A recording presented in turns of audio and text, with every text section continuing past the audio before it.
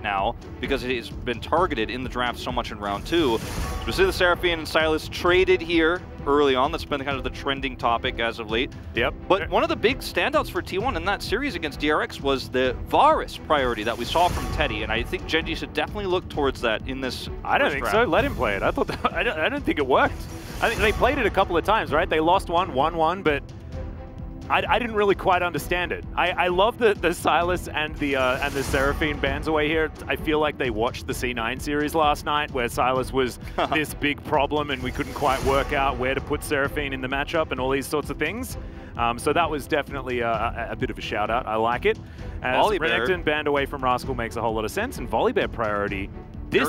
This shows us a lot of good things from T1. This shows us the evolution that we've seen, but Thresh was available, and thank goodness they locked that one in. Yep, Thresh was banned by DRX in first rotation all 4 games, actually, against T1. They were never going to give Keria the opportunity to play it, even when the sides were swapped. The response here is going to be the Udyr priority here with an early Jinx pick, and we have seen a lot more Jinx even without the Thresh as of late, and one of the pairings I was waiting for, and we finally saw yesterday, was that Jinx Tahm Kench. There is an opportunity for Life to pick it up, and he will. This is, I think, a very strong bot duo that we haven't really seen come to fruition until playoffs, and I was a little bit surprised by it, but you could see the power and the safety that this Tahm Kench brings to an otherwise immobile, very high scaling AD carry. Really liking the draft here so far for GenG. I feel like the Aphelios Thresh, you know, is still strong in its own right, but this makes a very fiery bot lane that could scale up extremely well. Yeah, it'll be fiery later, that's absolutely for sure, but I do really like the fact that the trade of these safety supports in the Tahm Kench Thresh is now a thing that teams have to watch out for. It's no longer ban the Thresh and then you're fine, you don't have to deal with these hyper carries, because we've even seen, you know, Jinx Rel work out relatively well.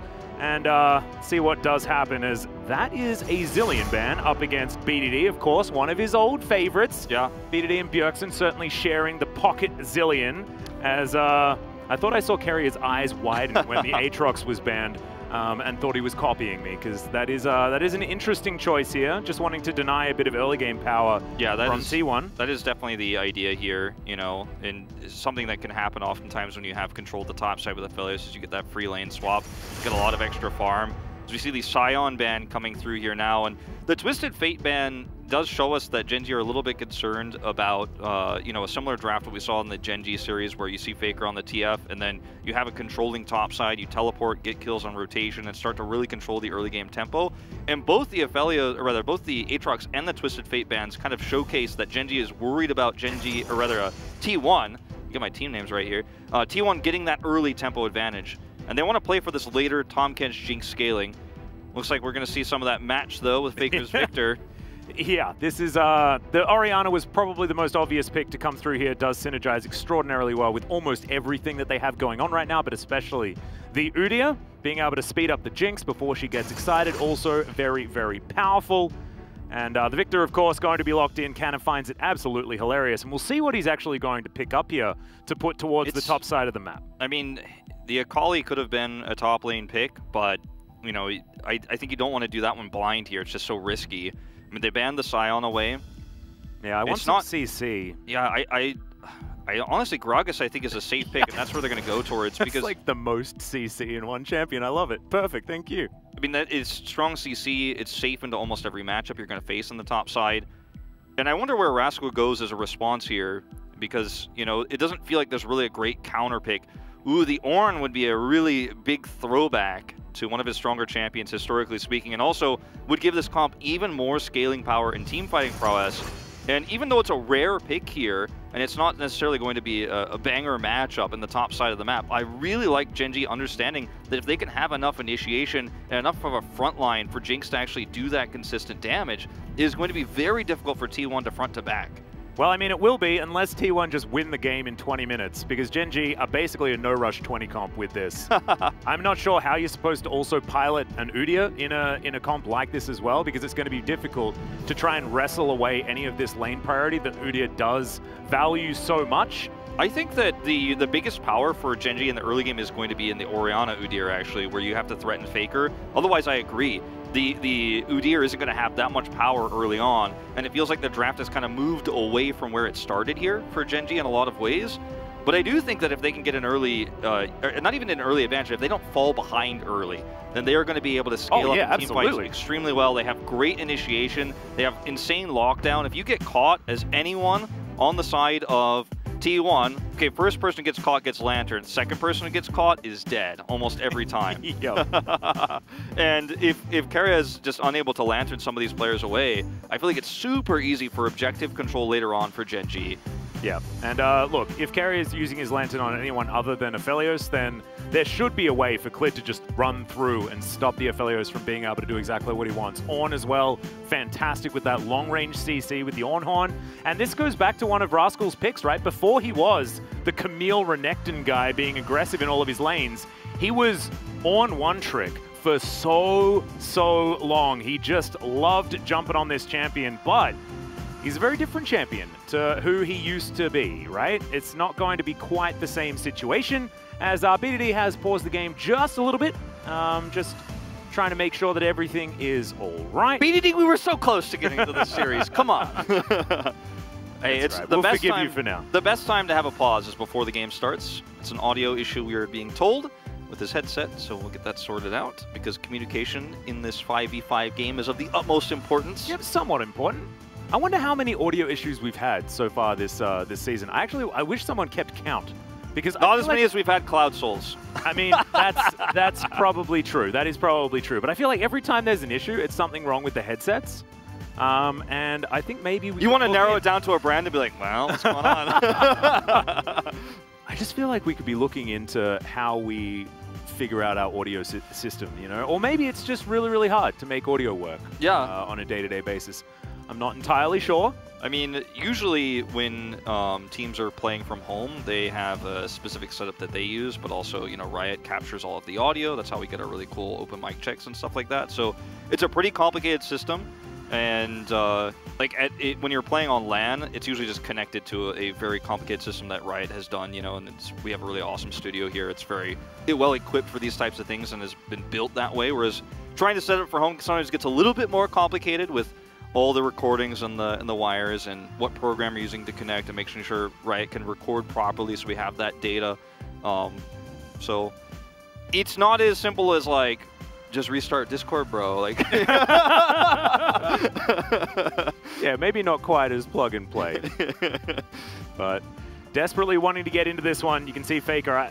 I can see some fire in those eyes, Wolf, and I imagine that if you're a GenG fan, you're a little bit frightened for what this team's going to be capable of. I want to go back to what we were discussing before, because I've been sort of one of the main proponents of discussing GenG as a team that has a weakness to T1, right? And I did that whilst omitting the World's Gauntlet. And also, I think the last best of 3 that they played in the summer regular season. I want to go back to that because that was a very different T1. This is a T1 that felt like they didn't have their cohesion. This was the time when Cuz was struggling a lot, not actually able to sync with his team quite as well as I think a lot of people were expecting, especially for a player that was so good when he was playing for DRX. Like, he really did come into his own. His Gragas was the best in the league and was also meta back at that time.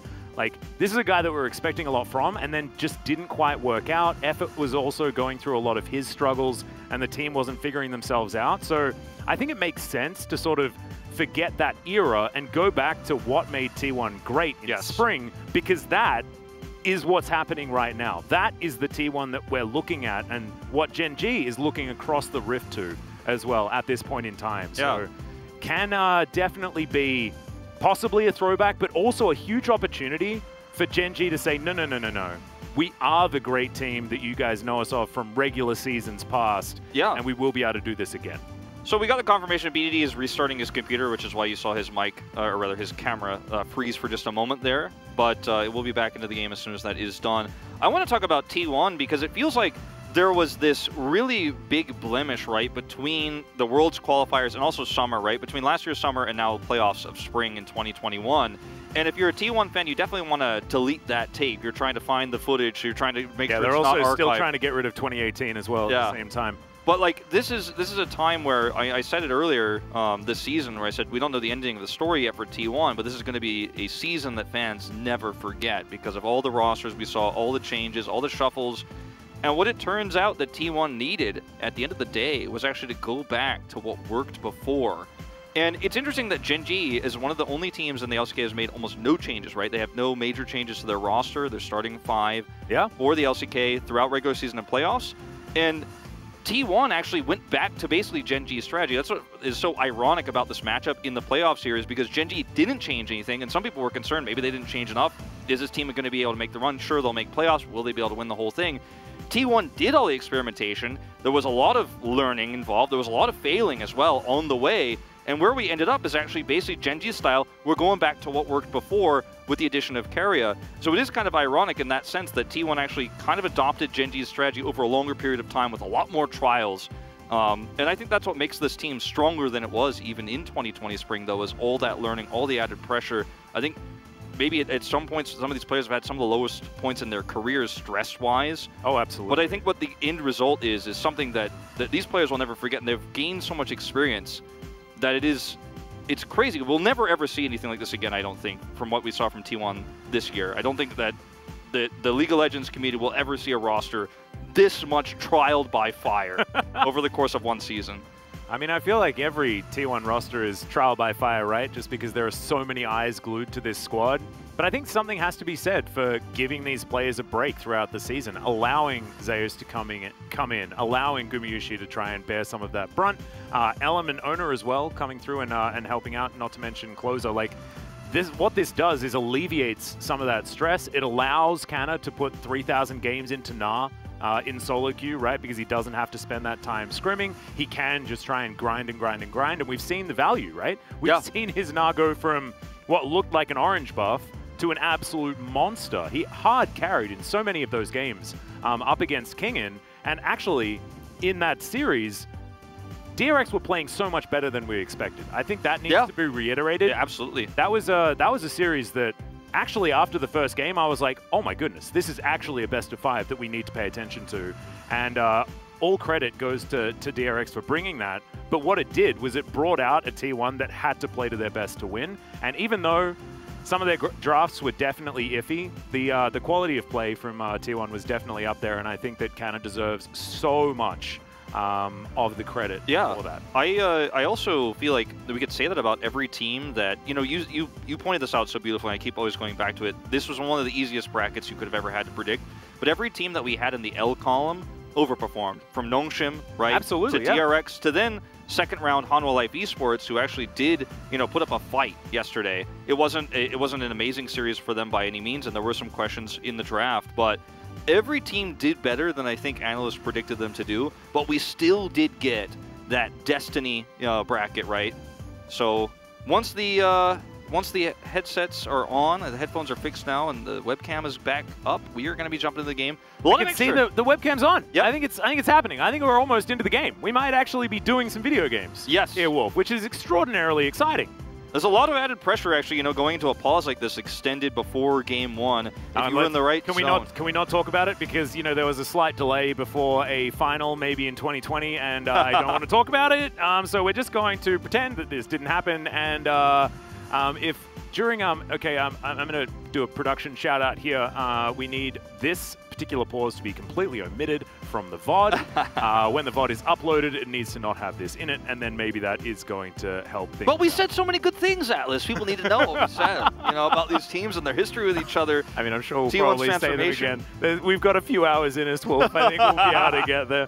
Maybe we can be more succinct as well. I do love hodoring over some of these extraordinarily seasoned matchups that we have, because there are new and old rivalries brewing, right? It used to be the telecom war, KT versus T1. Doesn't really feel like that anymore. This is the big rivalry when it comes to big organizations here, especially from a Western perspective. Just like you mentioned, there is so much more Western influence for both GenG and T1. So I think that there is a little bit more of a connection there. But GenG need to do something to bring themselves back into this matchup, right? Because a rivalry that's one-sided isn't fun at all. But here we go, finally, onto the rift for T1 versus GenG. T1 will have the blue side. GenG chose red, I believe, moving into this to make sure that they did have the best matchups they could possibly get. That being said, having a look at the drafts now, you might be looking at GenG, wondering whether they thought the game was going to be starting at 20 minutes. Because if it is, then they're going to look real good. And there is so much on Klid's shoulders to put out fires in this game.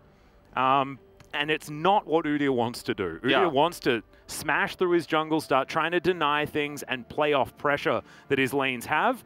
And T1, with what they have right now, should be able to get themselves some lane pressure. I think a lot is on BDD as well, because the Victoriana matchup can go either way. And it'll all be about timings. This is a very interesting way to start things off. It certainly is. And it almost feels like this is a big test for T1 in terms of how much early game control they can get and how they're going to utilize these drafts in the future going to this best of 5.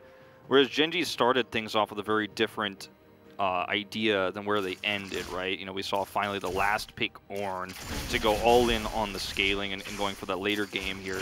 And it does feel like a no-rush comp for sure. I think the only lane where you have kill pressure is in the mid lane with the Udyr. Otherwise, as you said, it's going to be a more defensive setup, absolutely, for Klid in this game. And if he can run around and put out fires and actually stabilize GenG as being even, or, you know, if something bad happens for T1, if there's a mistake ahead going into that 20-minute mark, then GenG are going to have a very huge advantage. I'm curious to see how this bot lane goes, because this is a tale of very much two different styles of the same concept. Yeah. You know, scaling champions here that work very well with Thresh, work very well with Tahm Kench. We've seen Tahm Kench be kind of the Thresh replacement since it's been banned from so many drafts. And I think it's really just going to be about performance here on the day for these 4 players. Very interested to see how Carrier is going to perform. This has been one of his best champions as he misses a hook. That is beautifully cursed by myself. I apologize. Well, but his Thresh has been exceptional throughout this this season. We saw the stats at the bottom of your screen, over 70% win rate is Cuz. Look, these Raptors can get angry. Talk to Piotrek about it. But of course, he's Olaf. He's absolutely fine. Wants to be as low as possible. As BDD now down to 200. And Faker having a real good time. So far, this matchup has been very, very even. Like we said before. But not looking very even in the mid lane right there, as Faker doesn't have very much mana. So a possibility for BDD to make it back in and start trying to return the shove. He also still has Corrupting Pot and Cookie. So there's Cookie left. Once he has that eaten up, he's going to be fine. He's just going to sit back and play it passively. If Faker tries to really push the issue here, he does put himself under threat of being ganked by this Udyr. And he knows the timing of this too, because he knows Udyr is actually going to be taking the scuttle here. So he can actually go up, get that ward on the Raptors with this extra pressure that he has in the mid lane. It doesn't overextend. Very well played here by Faker so far. But this is what we were talking about, right? Like, Faker should be able to farm quicker earlier against the Orianna. We know that her lane control late is definitely much better, but ramps up. Comes Klid. As, yep, Klid's going to wrap around from behind. He's going for carrier here. Of course, you can't lantern yourself as the flame chompers are avoided. Teddy, actually, though, not able to get onto the lantern, and he's just gobbled up by Life, who will say thank you so much for the first blood. The crab ray from Klid as he takes down his former teammate. You know, in this moment, T1 actually had 2 extremely pushed lanes. They had mid pushed, where Faker was able to interrupt here. They interrupt on the channel, interrupt on my color point, but you know, they had that mid lane push, and it felt like T1 was so focused on getting value, that extra ward, and Faker was stepping back, and it felt like that was the place where T1 felt most vulnerable. They did not realize that Klid could wrap around their ward they have on the brush there in the river, take the long path, and then get that kill. Because they had that warded, they felt safe, but it was a really easy punish there. We'll watch it again. Look at the map here. Look at where Faker is standing, and look at where that ward is on the river. Klid goes all the way around, and they just have no idea this is coming. Way overextended, and it's just a really easy cleanup from here. Teddy is chain CC'd, and there's nothing Carrier could do for him. Yeah, body blocking Lantern as well was really clever there from GenG. However, I thought that, you know, Teddy had an opportunity to take it a little bit earlier, but Carrier holding onto his flash, not actually using that in order to create extra distance so that Teddy could have then pressed the button. So maybe that was what they were waiting for, just didn't quite get their opportunity. Definitely a great start here for GenG though, and if they can continue to play like this, then Like, this is already like a hard outscale in the draft, right? So getting that kill is even more valuable. And it just feels like, you know, where T1 are trying to get this extra strength in the bottom lane might be a little bit overzealous, right? I mean, if you end up getting caught a second time, then things, I mean, the game could just end, basically. So you have to be really careful here. A lot of extra warding from Clid. You know, in this early game, as you mentioned, he has to play kind of defensively, generally speaking. The fact that he got, helped get a kill at all is pretty insane at this stage, and he is able to clear away a lot of that vision. And you're always kind of scared of Olaf trying to take an early Drake, so this is what GenG is posturing around right now. They spot the Olaf, he clears the ward, and they just do not want T1 to have the opportunity to try to double objective, get the Drake early to then try to turn that into a Rift Herald advantage. That goes wide. Yeah, and we've also got Cuz going back now as well, almost conceding control of this bottom side as Carrier finds an auto, not actually looking for a hook just yet, as Cuz just happy feeding, waiting for his Krug camp to come off cooldown. And this is an opportunity for an early Drake for GenG, in fact, as Rascal is looking for some extra damage. But look at this, like, you know, versus an Olaf, you don't get this advantage all too often, but with GenG having the opportunity here to clear vision with the Udyr pick, there's just no way that you can safely come over and deal with this as T1. They didn't have bot priority, and now Cuz is here. Yep, Life is going to flash. He had flash, he had cleanse, and he's able to use the cleanse now to get out of the hook as, yeah, Clid's going to come on over, but GenG, the bottom lane doesn't actually require him. They do manage to get both of the summoner spells out of the Tahm Kench, definitely very valuable there, but Ruler still has heal, still has flash, they still have safety in this lane. Yeah, they certainly do. And unfortunately, T1 aren't able to turn this Drake take into a punish, right? So Clid gets away with it. They're able to get an early advantage here. And now T1 can't use this Olaf pick to get that double. Oh, Faker. Yeah, shockwave from BDD. Gravity field goes down. That's going to block BDD from getting on through. But he nails the cannon minion. And Jonah Strong definitely going to be very, very happy with the fact that not very many cannons have been missed so far this series. Certainly a good sign. As, yeah, Faker and BDD, a tale as old as time between these two. 3 CS. Between them, just showing how close this matchup is. Yeah. And will come down to a lot of lane manipulation and the jungle, of course, to see what is actually going to happen. And speaking of the jungle, I mean, if he was able to get... I think this is best case scenario for Faker, considering the shockwave goes off. Like, if he had to flash there, you know, to survive, like if he was a little bit lower on health, then the follow-up kill potential is really high when BDD's next shockwave comes up. You have Clid coming in. So the fact that Faker is able to prevent himself from using flash there and still get out is pretty massive for potentially those ganks to come through later. Oh yeah, especially with the Herald coming up as well. Yep. This is going to be the big fight that we're looking out for. You saw Carrier already just making a bit of a movement up there. GenG do have vision of the area, but we're not actually jockeying for position on that particular objective just yet. Top side as well, going very, very well. Ornn does have, you know, the ability to deny CC, so Cast can be Bellowsed Breath pretty comfortably for the Ornn. Yeah. So it does help him in the matchup. Gragas should, of course, have a lot more early shove. But Ornn is one of these champions that has suffered quite a few nerfs, so isn't quite as oppressive as he used to be, but still does manage to warp games. As T1 going to come on over, Shelly is going to get started, and with the fact that there was priority on the top side of the map, this should just go over to them. As you can see, Teddy's still actually farming on the bottom side pretty comfortably as well. And looks like GenG might just be a bit late to the party. Yeah, GenG have to commit if they're going to pull out of the bot lane. I mean, you can't just let this go and also let Teddy free farm. They're being a little bit indecisive, but they are going to take the engage now. Actually, Rascal moving on over here. You can see Carrier getting there a little bit late as the Phalanx has been set up here by GenG. And Shelly's not going to releash. The barrel going to miss as in goes the Ornn Horn. Does get a couple of knockups as Faker can take himself a lantern, but he says no. He wants to just get damage here onto GenG. And Teddy's coming up. Yeah, T1 have taken it back, but Shelly did reset. Now Ruler's turn to come on through. Super Mega Death Rocket at the ready here. This is basically a ring around the rosy here for GenG. They're not able to take the Herald themselves, but they can deny it multiple times here from T1.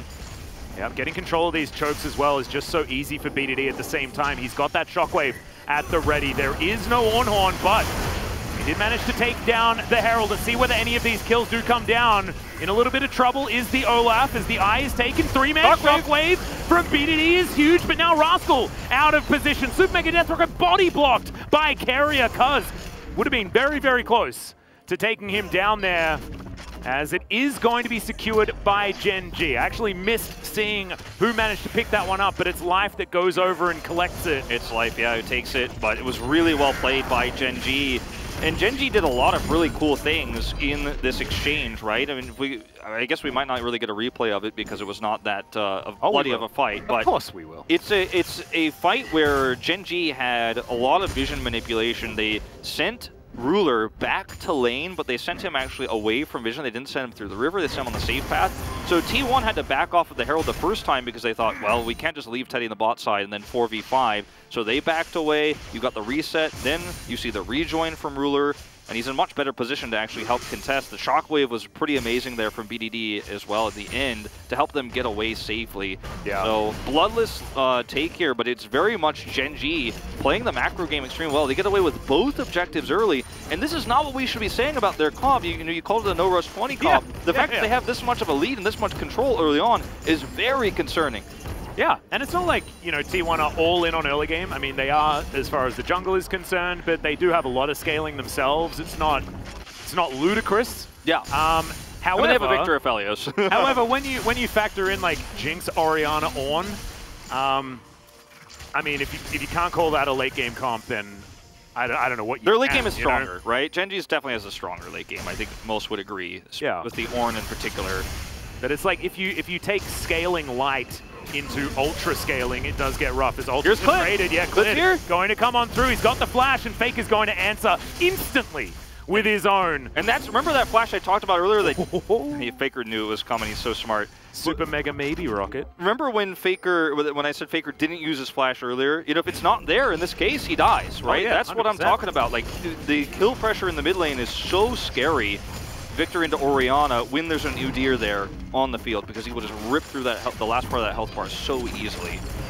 But it was very well handled by Faker. He does lose his flash, of course, and then the next Drake is up, and GenG are just taking this early game one step at a time so brilliantly every single set play. If they can take this advantage into the late game, we might have them taking the first game in this series. Not to mention, we will not have a Cloud Soul as well. It's going to be a Mountain. Certainly, that is the GenG Ornn is right there. So happy with that. So is Clid, and so is Life. Like, and so is everybody. Yeah, this is definitely a big deal if GenG are able to stack up a couple and get themselves towards the Soul. So T1 can also utilize it. They have the Thresh, Olaf, and Gragas that are going to be pretty tanky as the game goes on.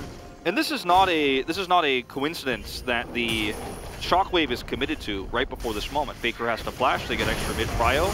Yep. And this happens right before the Drake comes up. You have that small of an advantage. It actually snowballs into a massive opportunity for GenG, and they're able to take this away.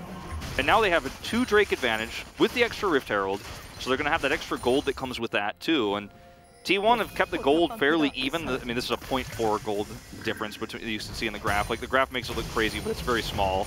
Yep. But here comes the Herald. Some extra plate gold going to go here into the mid lane. And GenG are in such a fantastic position. If they can keep taking these plays into objectives, I just don't see how T1 can recover unless they make a really big stand here on this first Mountain Soul, or Drake rather. It's going to be Soul Point for GenG. I mean, I think that's where you have to take your stand as T1. If you fail, though, you're going to be in a world of hurt against the scaling. Yeah. I mean, T1 have showed that they can just outplay you, right? Despite composition. They've had many comps worse than this and still managed to find victories. But they haven't had early games that have sort of fallen away from them. And we keep talking about it, like, you look at the top of the screen, you're like, but Atlas, it's like 500 gold. This game is like really close. What are you talking about? But I mean, it's not as close as the gold graph shows. Yeah, it's this is GenG coasting. This is GenG getting their no rush, which is exactly what they want.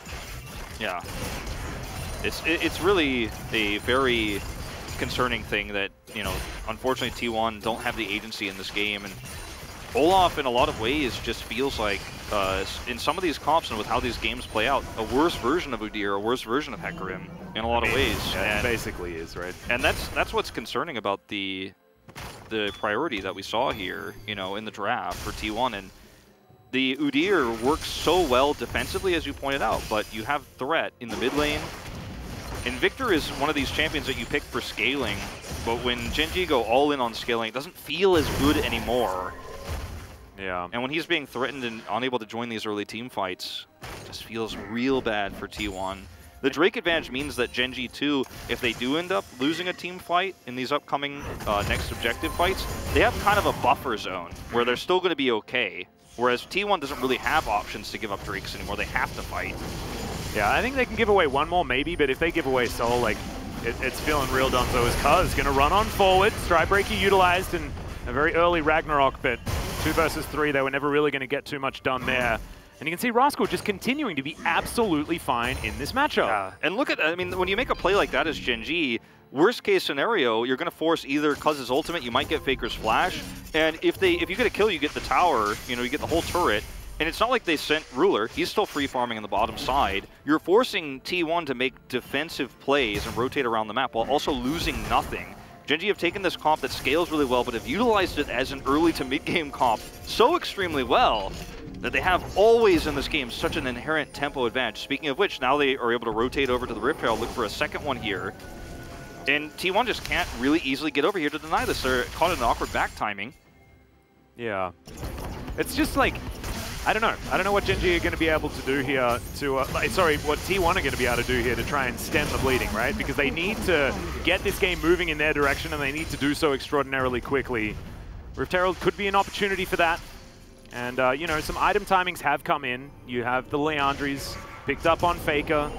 He's got his Mythic together, and that cannot be said so much for BDD, who may have to look for a reset before they do go for any of these fights. We do have the Frostfire Gauntlet to come through from Rascal, and these ornaments are not far away. Yeah, that's really when not. you start really seeing these two teams, you know, drift apart when it comes to, you know, the gold difference, because the amount of value that you get from those items is so high. And also, too, if GenG get this Mountain Soul, then it's going to be much more difficult to pick a target with a cask, for example, in a team fight. Whereas the Oranhorn is always going to be extreme value, even in terms of its ability to zone and help peel for Ruler's Jinx to pop off. She's going to have, you know, an Ornn ornament later on, too. GenG lost vision control over this Drake, which is extremely critical. T1 were able to take that away, bring that reset. So this is actually pretty massive. T1 have a great opportunity to force this fight on their terms for the first time in this game. Cuz standing at the front, you've got Rascal in pretty good horn position as Ruler out of the fight for the moment. And T1 are going to start this one up. Ruler now just going to move on over with the rest of his team. Gets through unscathed as another control ward goes down. GenG have picked up the aggro, and you can feel just how much both of these teams know the importance of this position. In comes the Ram, looking for Cuz, who does throw down the Ragnarok, but no way can he get into position. And T1 are going to give it away. You can see they were like, nope, it's a little too dangerous. Losing a fight here would be catastrophic. Yeah. We have to give it up. And that's why it feels lose-lose for T1 in this game, Atlas, because you give up the Drake here. That's a massive advantage for GenG. They're on Soul Point now, and if you try and lose the fight, then you lose the game like at that moment, right? But now it feels like you're just losing the game slower. But I think it was the right call to back off. I mean, the Oranhorn they had alone, to, right? Yeah. The Oranhorn alone just makes it so you can't even attempt to contest, and that's the power. Even before we get to the Supreme Late game of Ornn in these 5v5 fights. And GenG might not have been in a position to actually force this fight on their terms if they were behind earlier. And they just have been so stable and so slightly ahead in every tempo occasion. They're in a good way. Now, Teddy is getting a lot of value here, by the way. A lot of extra gold going to the Aphelios in bot lane. I mean, look at the top lane. Same thing's happening on the other side. So trading evenly, it's absolutely not what you can really do, right? Because GenG just look like they have this composition that should be able to cruise towards easier and easier team fights in the later stages of the game, and this barring, like, a miracle. Yeah, T1, right? I agree, and Atlas too. This is against what we've been seeing from T1 a lot of the season is taking a really strong, aggressive draft and taking a tempo advantage. And it feels like when I mean, like, it's not a tempo draft necessarily, right? Yeah, exactly. It's just less scaling than what GenG has. Yeah, and they seem to not be able to force fights in these situations where they're trading down a chess piece basically in this game. Yeah. And if you do this for too long, when you're also down 3 Drakes, you're going to have a very serious problem ahead. And it feels like procrastination almost here for T1. But the more you think about what T1 could do proactively, when you look at their comp, they don't have great options. It's an Olaf who has no kills and no assists early on. You don't have a comp that can actually be proactive realistically here. So it's a big problem. It feels like not anymore. as Teddy's going to pick up a lantern, move back towards this mid lane. Mid control is looking to be where it's at as we tick over to 20 minutes. I don't think either of these teams are going to be taking any Barons anytime soon. I think the next fight is going to be in 2.5 minutes. Yep. When this Mountain Soul is available for GenG, and T1 wanting to deny it. Hook going to go wide. Under Clid there, who's very, very fast and is pretty capable. They have face checking right now. They have forced so many early Ragnaroks out of Cuz too in some of these skirmishes, and had they forced one there, I think it could have been a push to actually drop the Rift Herald, but they are fairly conservative here instead. And remember, they still have this second Rift Herald, which they can use upcoming here to get that extra Drake Cryo. That's sometimes what the Rift Herald, the second one, is used for, is actually just a little bit of extra control around the objective. It doesn't give you as much gold because the plates are down by that time of the game. No, but it gives you shove in a lane. Exactly. And I think you're exactly right. Certainly could be an opportunity. We'll see whether it's actually going to be up at the right time. I think it might be just it's a little off, I think. A little bit too early, yeah.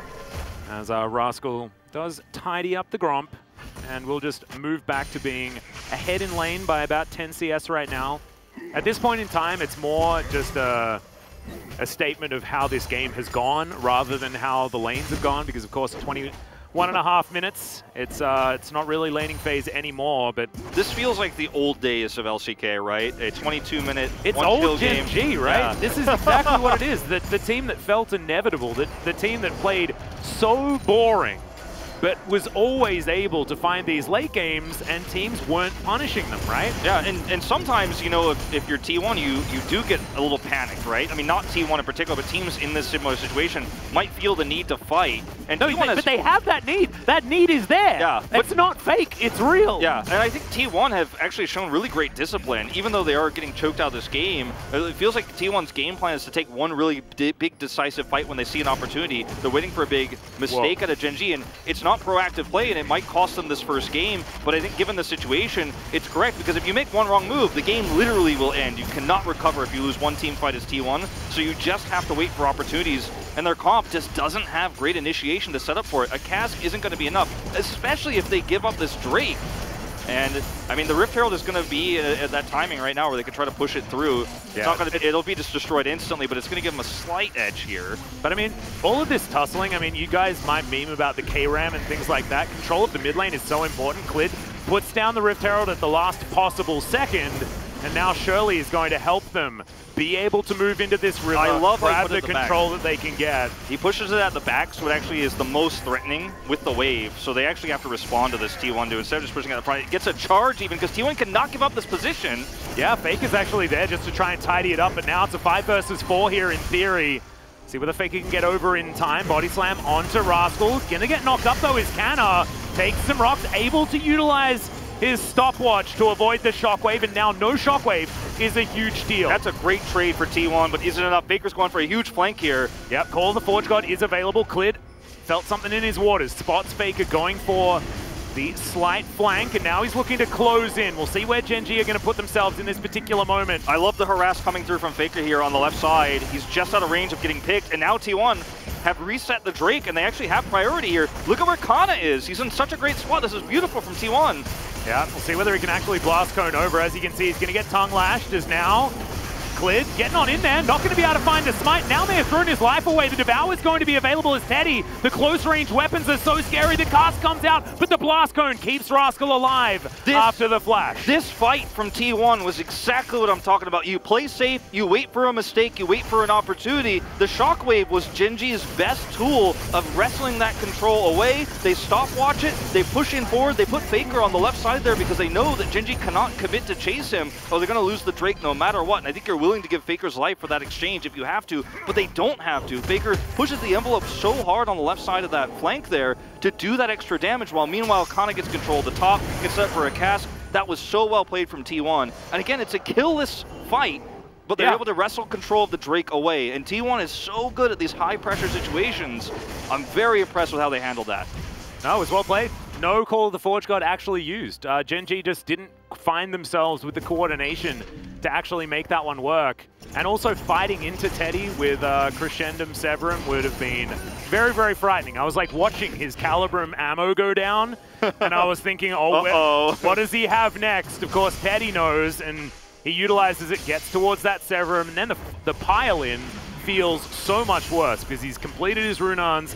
The AoE damage close range is so frightening, and GenG don't want to fight like that, right? They want to be able to fight front to back with Ruler utilizing the range advantage, and it felt like that wasn't going to be the case in that particular moment. GenG are still ahead in this game, and we're still heading towards a longer game because obviously this has kind of slowed down the tempo of the game in a lot of ways, but T1 just could not afford to give that Drake up.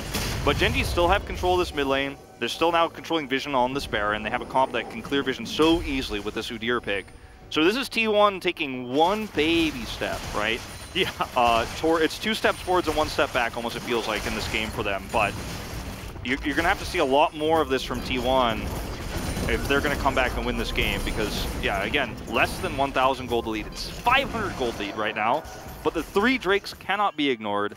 And the scaling that we've talked about, that we've beaten to death, you know, in this cast, is just a huge factor. It's an elephant in the room. This Kana's not going to get this, sadly. I actually think it's not bad of GenG just to give up that Drake, right? Yeah. They realized they didn't have optimal positioning, and like, just don't. And that's wait until you get all of the ornaments, right? Yeah. Wait until your Kraken Demolisher is online, your chem tank is well and truly fueled up. And that's what the 3 Drake advantage gives you, right? Is that extra buffer. So, you know, you get the opportunity to threaten it if T1 actually overextend, you win the game. If they take the Drake, you just walk away. They have the complete control over every aspect of this game right now. T1 are just trying to pick up the pieces. The stopwatch play for the Shockwave was what... That was beautiful. Essentially really well done. Drake. Yeah.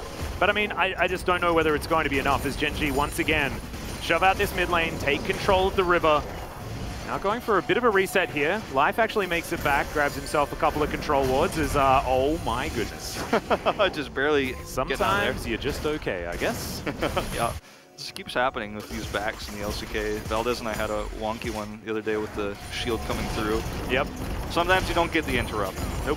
Don't think they would have gotten the kill there, but it would have been nice to slow that down. Oh, staggering backs is actually a huge deal around these Baron fights. It's 100% right. Look at the ornament starting to come through. Now you have Leandri's Ultimate Depression or whatever it's called. I think it's Leandri's Lament. Lament, yes. I think it might be. But I mean, it's just this.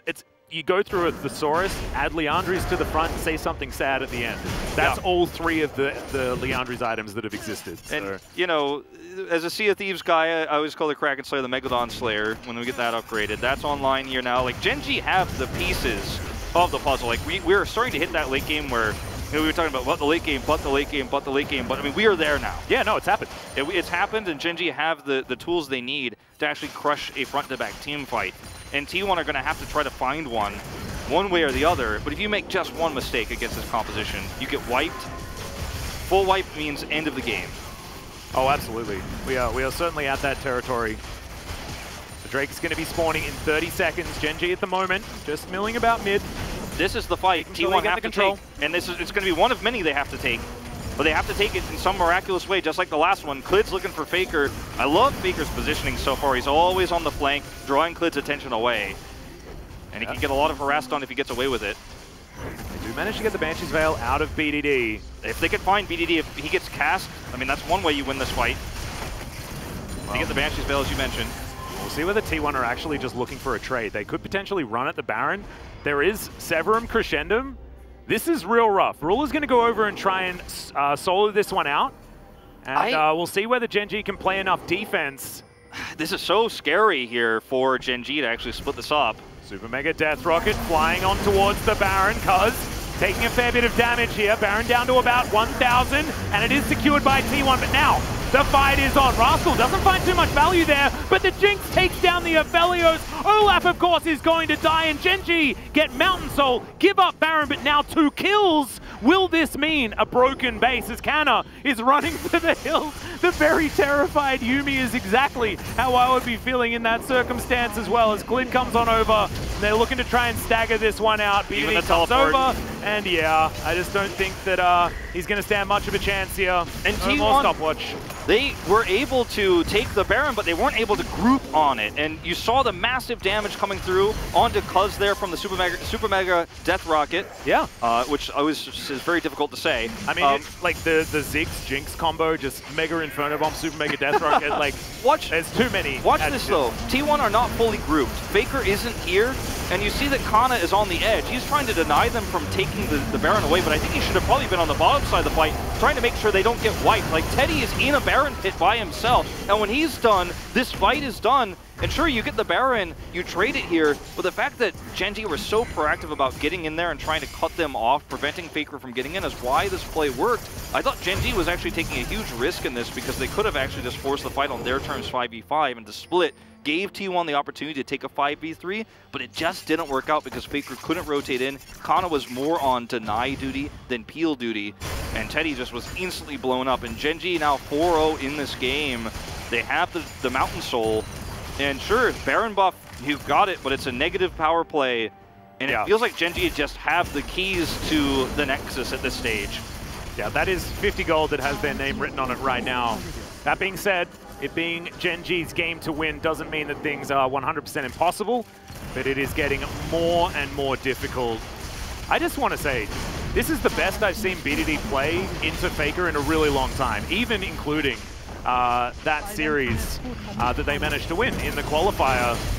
Sometimes there's just this thing that Faker has that BDD can't seem to shake, right? Ever since, you know, BDD did have that one series back on Longzhu where things were fantastic, but since then, hasn't really felt the same. Yeah, and he's been so good this game. He really has. I mean, there are certain memories that every player will have, and there are certain moments that, you know, some people never recover from. I mean, ask Ryu how he feels about the Zed versus Zed blind pick game.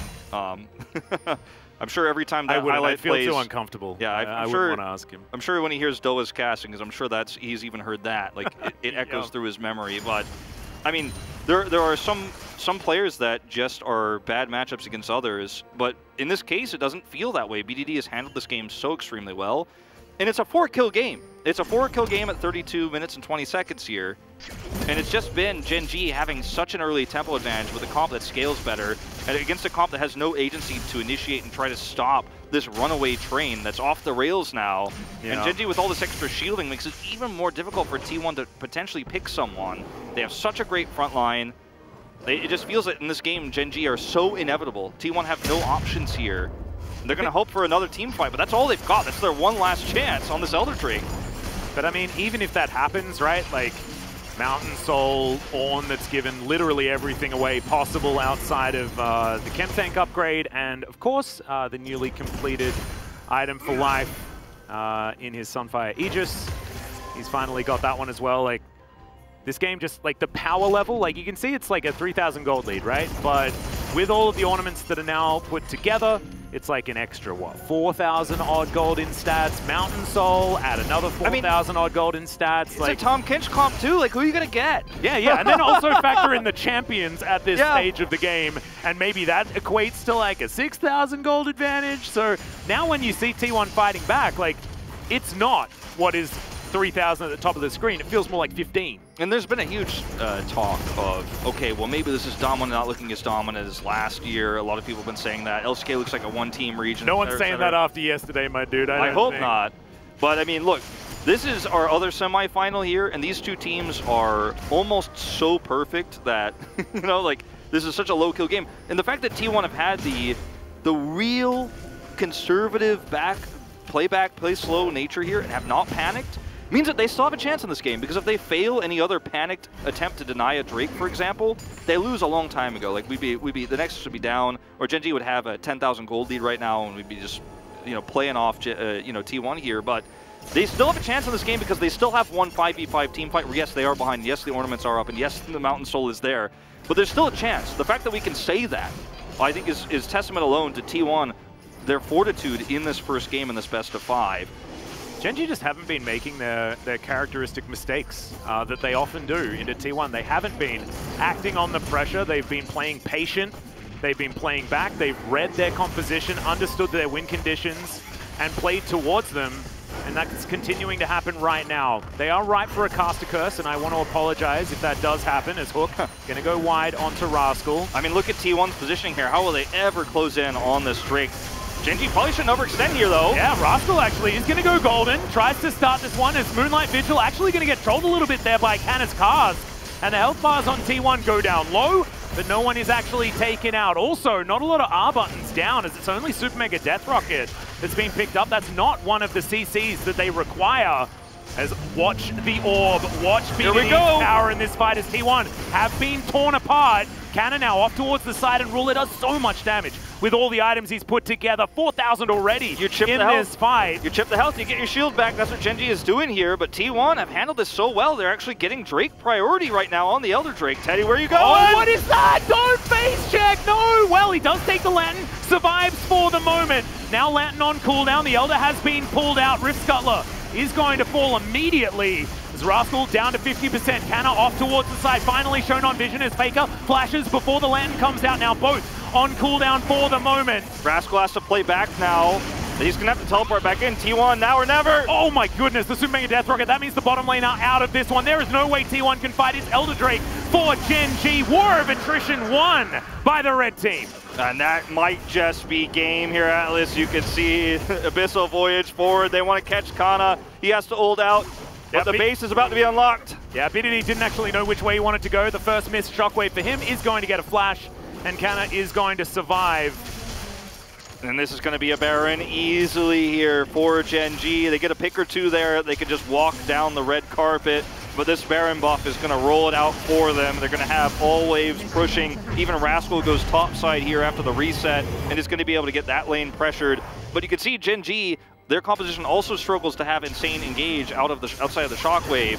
But this is a fight for T1 that they're just fighting with half health bars on their main carry because he face checked moments before. The Super Mega Death Rocket comes through here and just forces him out. Oh, Faker, no! What? That's the brush he got caught in to lose the 92-minute game! Oh no. Well, oh god, no! Some memories coming back, Atlas. Yeah? GenG trying to make some new memories in this best of 5. And that is almost certainly going to be the last nail in the coffin here, as we're going to watch this one more time. Just extremely far forward here is Faker. And for what? Yeah, it's so That's strange. So peculiar. I mean, they had a Lantern nearby, but why make this choice? Didn't even drop a ward, wasn't even clearing vision. The thing that's really difficult, right, is that T1 are actually, like, they've missed their windows. Their windows were very narrow this game, composition-wise, but they've missed them. So that is not that egregious, but that is a huge uncharacteristic mistake for Faker, as Nexus turret number 1 is going to go down. BDD flashes forward, gets another flash for his shockwave. Ornhorn does go a little bit wide there as Canna breaks up the fight, but Rascal looks basically unkillable, just goes in and solos Teddy. Now Carrier and Canna have no damage. Faker finally turns up, but Ruler is an absolute monster. Carrier comes on in, that's a very angry dragon, and the Nexus will fall. GenG take game number 1, and we've got one hell of a best